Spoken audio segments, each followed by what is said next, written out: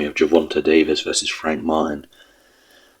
I like this fight. This is the type of fight I've been calling for Tank Davis to have for a while. Maybe not against the opponent I wanted him to take it against, but it's a decent opponent. I've been calling him to fight someone more defensively aware for a very, very long time.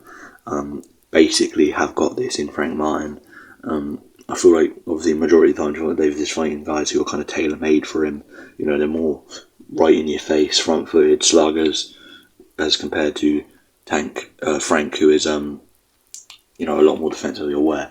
And I do like this fight. I think it's a good fight, but I do favour Gervonta Davis to win it.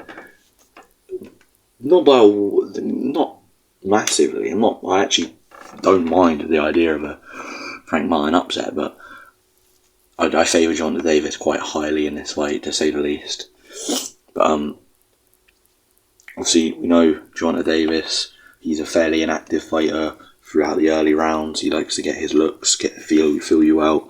He likes, if he can see an opening or take advantage of a counter. You know, his timing and his punch placement is just is probably the best in the sport, right? On the basis of being a counter puncher, his timing and his placement is just S tier. It's amazing. And if he feels the need to turn it up after getting his looks early in the fight, he'll turn it up and, come forward and, be a tank, as his nickname implies. Frank Martin, he's longer than Gervonta. He's got a good jab, good straight left, decent footwork. Can change the angle. He changes angles really well. He's doing that very well in the Michelle Rivera fight. He was doing that very well. Head movement's not the best. Obviously, but they're both, him and Errol Spence are both trained by Derek James, and I see a similarity there where the head movement just isn't there, which I feel like is something you're going to want to implement against Gervonta Davis. He's going to want to implement head movement. He's going to implement feints very heavily, and those angle changes that he has shown to possess, he's going to want to implement as well. He's going to want to, early on, Gervonta Davis is going to be, on the outside of the ring, just taking his looks. Frank's going to want to keep him at the end of the jab, be feinting, so then Gervonta Davis can't quite time a count. He's going to want to be feinting very heavily, so whenever he does come in with offense, Gervonta Davis can't get that timing down to land a big counter. And then after that, switch the angle, go back to centre of the ring, keep him on the end of the jab, pretty much do the same. Come in, switch the angle. I don't think the feints are there. I don't think the head movement is there. I'm going to be honest. I think Tank will just get to him at some point late.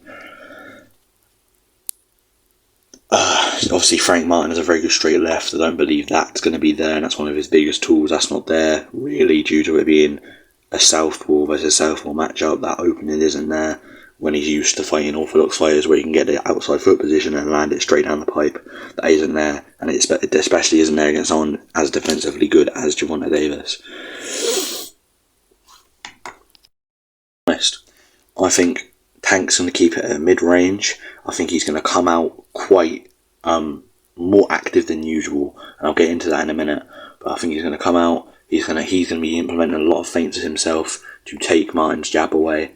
I think that'll be a focus for him because obviously Frank Martin, a longer man, he's going to want to take that jab away. I think he's going to implement a lot of feints while he is on the outside of the ring.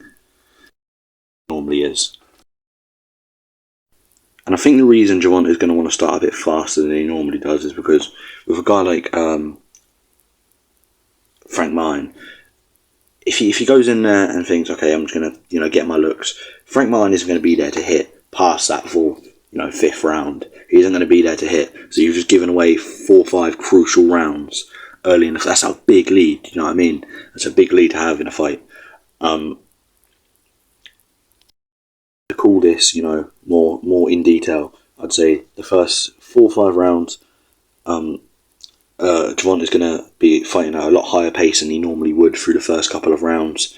He's going to be implementing a lot of feints to keep Frank Martin wary about throwing that jab, because if he's feinting, He's fainting. He's gonna, Frank Davis, Frank Martin might think there's gonna be a counter coming if he was to step in with anything, because he likes to step in with that jab and then land his combos. So he's gonna be wary about stepping in with that jab and landing the combos.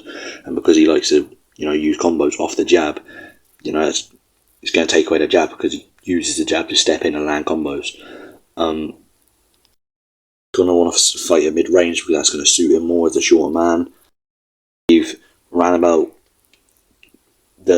past the 5th round, it's going to become Frank's going to start to try a lot more. He's going to start to pressure Gervonta a lot more. And like I said earlier, with a lack of head movement, he's going to be there to hit. And I think Gervonta will get him out of there in the 9th round-ish. It's a very good fight, though. It's a very, very good fight. And I'm sorry if this breakdown has been a bit shit. I've had to record this about twice.